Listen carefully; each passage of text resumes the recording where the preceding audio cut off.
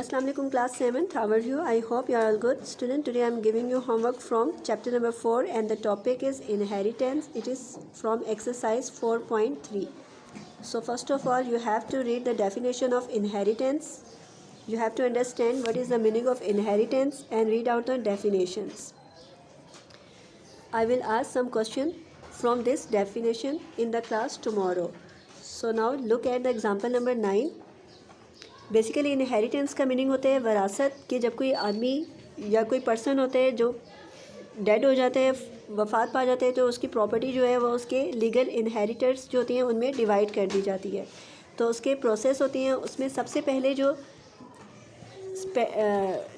Minus किया जाता है उसकी प्रॉपर्टी में से वो उसके बरियल एक्सपेंसेस होती हैं, जो उसके कफन दफन में एक्सपेंसेस होती हैं वो माइनस कर दिए जाती हैं। अगर उसके ऊपर लोन ड्यू है तो वो भी माइनस कर दिया जाता है। इसके बाद उसके शेयर्स निकाले जाते हैं। सबसे पहले शेयर विडो का होता है 1/8 के हिसाब से। विडो का शेयर निकालने के बाद उसकी रिमेनिंग अमाउंट निकाली जाती है कि बाकी पैसे कितने बच गए, वो उसके सन्स और डॉटर में शेयर कर दी जाती है।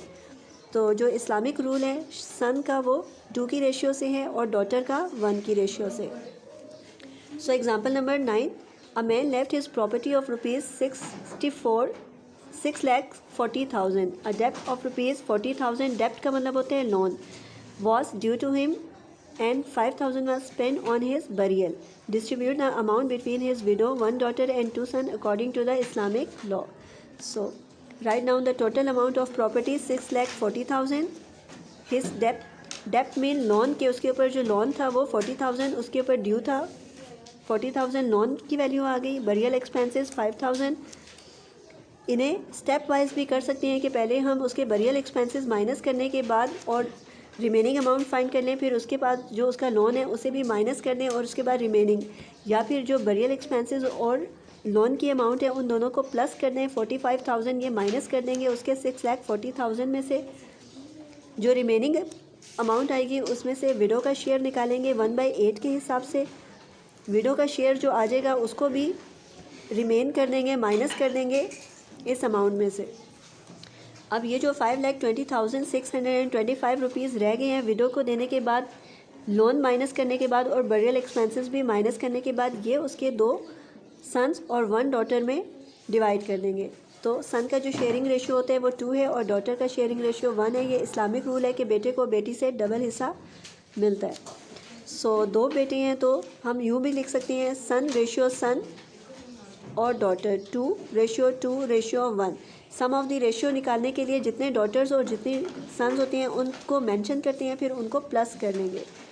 सो 2 + 2 = 4, 4 + 1 = 5। सम ऑफ द रेशियो आ गया 5। इसके बाद जो एग्जांपल में मेथड है ये थोड़ा सा डिफरेंट है, लेकिन जो मैं आपको कल क्लास में कराऊंगी वो डिफरेंट मेथड होगा। आपने सिर्फ डेफिनेशन को समझना है और आपने इस चीज़ को समझना है कि हमने क्वेश्चन में पहले किसका हिस्सा निकालना है या क्या चीज़ माइनस करनी है। सो जो टोटल प्रॉपर्टी होती है उसमें सबसे पहले बरियल एक्सपेंसेस माइनस की जाती हैं, उसके बाद लोन माइनस किया जाता है। रिमेनिंग हिस्सा निकालने के बाद सबसे पहले विडो का शेयर दिया जाएगा 1/8 के हिसाब से और फिर उसकी जो रिमेनिंग अमाउंट होगी वो उसके बेटों और बेटियों में डिवाइड कर दी जाएगी। So you have to read the definition from your book. I will ask some question about given topic tomorrow. Thank you.